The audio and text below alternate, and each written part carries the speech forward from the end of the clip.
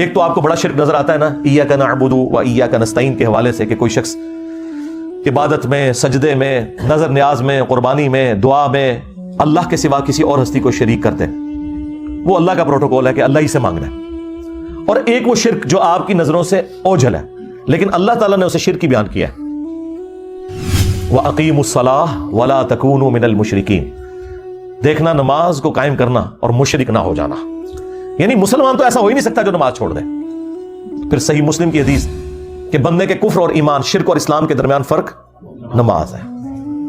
پھر صحیح مسلم میں حدیث عبداللہ بن مسعود کہتے ہیں کہ نبی الاسلام کے مبارک زمانے میں اگر کوئی شخص بیمار بھی ہوتا تھا نا اور دو بندوں کے سہارے وہ مسجد میں آ سکتا تھا تو وہ مسجد میں آ کے نماز پڑھتا تھا، کہیں اسے منافق شمار نہ کر لیا جائے۔ اور صحابہ کرام کو کیا پتا تھا کہ پاکستان میں کروڑوں لوگ شناختی کارڈ میں مسلمان ہیں، نماز ایک بھی نہ پڑھ کر۔ یہ تو بڑا آسان اسلام ہے، لیکن اس اسلام نے آپ کو کوئی فائدہ نہیں دینا۔ جامعہ ترمذی میں حدیث ہے، نبی صلی اللہ علیہ وآلہ وسلم نے فرمایا کہ ہمارا اور منافقین کا عہد نماز کی بنیاد کے اوپر قائم ہے، جس نے نماز چھوڑ دی اس نے کفر کیا۔ اور جامعہ ترمذی میں حدیث ہے، عبداللہ بن شقیق تابعی کہتے ہیں کہ صحابہ کرام علیہم رضوان تارک الصلاۃ کے سوا کسی کی تکفیر نہیں کرتے تھے، یعنی وہ نماز چھوڑنے والے کو کافر سمجھتے تھے۔ اگر کوئی گناہ تھا جس کی بنیاد پہ صحابہ کرام لوگوں کو کافر سمجھتے تھے، وہ نماز چھوڑنے کا گناہ ہے۔ اب مجھے بتائیں صحابہ کرام کے نزدیک کیا پاکستانی قوم مسلمان ہے؟ پھر سنن ابی داؤد میں حدیث ہے، نبی الاسلام نے فرمایا کہ قیامت کے دن سب سے پہلے سوال ہوگا نماز کے بارے میں۔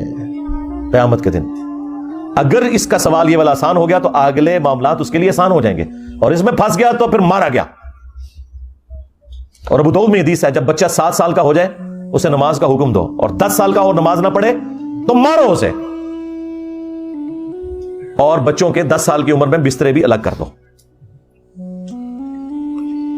پھر جو مسند احمد کے اندر حدیث ہے کہ نبی الاسلام نے فرمایا کہ نمازی کے لیے نماز قیامت کے دن روشن دلیل ہوگی، نور ہوگی، نجات کا ذریعہ ہوگی، اور جس نے نماز چھوڑ دی اس کے لیے نہ تو کوئی دلیل ہے قیامت کے دن اللہ کے حضور بچنے کی، نہ کوئی نجات والا معاملہ ہے، الٹا اس کا حشر قارون، فرعون اور حامان کے ساتھ ہوگا۔